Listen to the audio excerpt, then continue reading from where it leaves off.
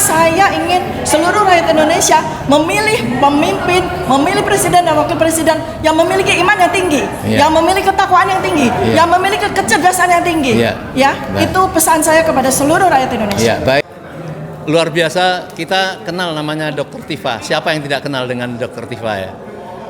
Dan menghadiri acara GKU nih, Gerakan Kembali ke UUD 45. Kita tanya ini apa hubungannya? Tapi yang saya tanya, apakah Ibu termasuk yang meyakini bahwa UUD 45 lebih bagus daripada Undang-Undang Dasar Perubahan di 2002? Ya, pertama saya sebagai produk penataran P4. Oh. Ya, jadi saya dibesarkan dengan penataran P4. Dibesarkan dengan pelajaran pendidikan moral Pancasila. Dibesarkan dengan pendidikan sejarah Indonesia. Dibesarkan dengan PSPB yang luar biasa.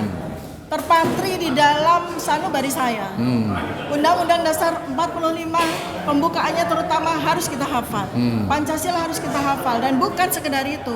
Karena pemerintah waktu itu menginginkan kita untuk bisa mengamalkan, bisa mengaplikasikan dalam kehidupan setiap warga negara Indonesia. Dan ketika gaung dari Undang-Undang Dasar 1945 itu kembali lagi, karena kita tahu bahwa produk pembaharuan dari UUD 45 yang kita bisa namakan sebagai UUD 2002 itu yang membuat selama 24 tahun, selama 20 tahun lebih ini Indonesia menjadi sekacau balau sekarang. Apa situasi yang Ibu pahami mengapa terjadi perubahan itu oleh para tokoh? Ya, sebagai seorang warga negara yang tumbuh, yang lahir besar di dalam masa transisi, tentu saja kita bisa merasakan bagaimana pengejawantahan Undang-Undang Dasar 45 yang memang selama 78 tahun itu sama sekali belum sempurna ya, belum sempurna diejawantahkan. Belum Undang-Undang Dasar 45 nggak bisa kita karena tidak sempurna, tetapi belum diejawantahkan dengan sempurna.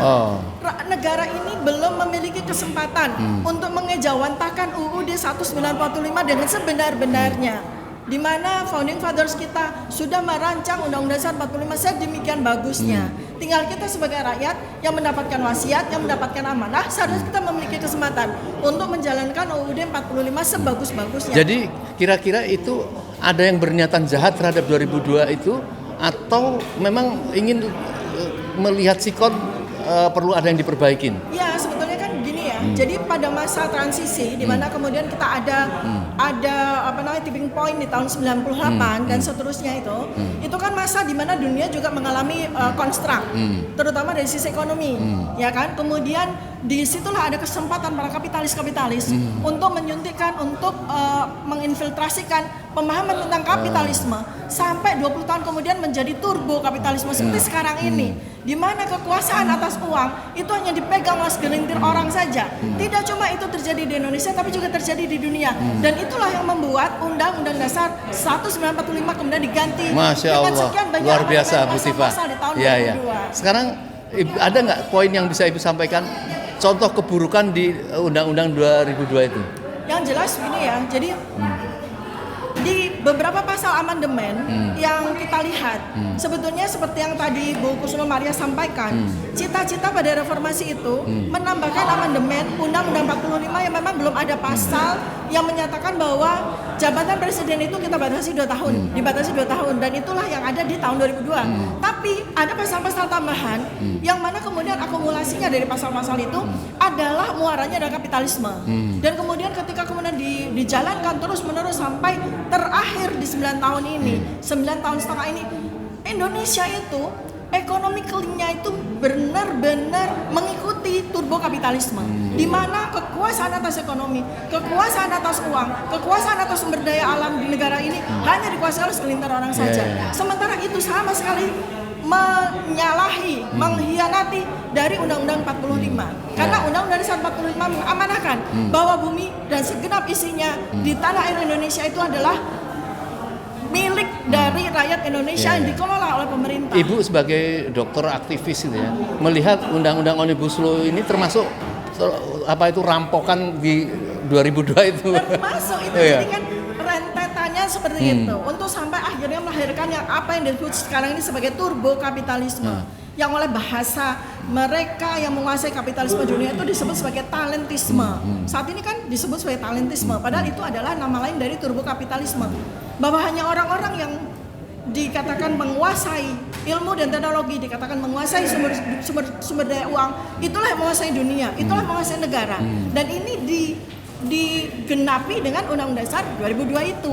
Makanya memang betul-betul kita sangat relevan untuk saat ini. Ini adalah momennya di mana kita segerakan untuk kembali ke Undang-Undang Dasar 1945. Kita segerakan, kita suarakan ke seluruh Indonesia, ke 39 provinsi, ke 276 juta rakyat Indonesia.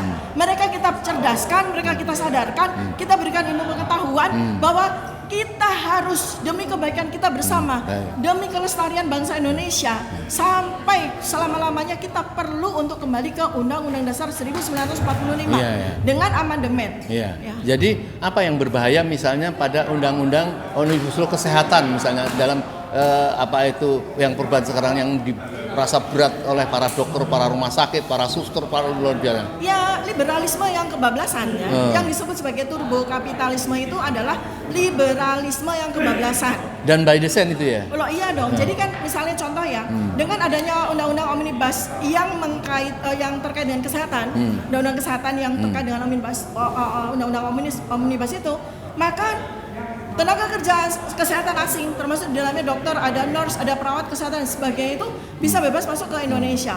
Dan memang kita juga bebas untuk menjadi tenaga, tapi siapa yang akan mengelola negara ini, kesehatan negara ini kalau tenaga kerja kita juga kita bebaskan keluar. Tapi yang lebih dari itu adalah liberalisasinya. Tentu saja kita akan kalah melawan negara-negara maju yang memaksakan kepada mereka untuk memasukkan dokter-dokter mereka yang tidak kompeten. Masalahnya di situ. Kenapa? Karena dokter-dokter yang kompeten, tenaga-tenaga kesehatan yang kompeten nggak bakal mau ke Indonesia.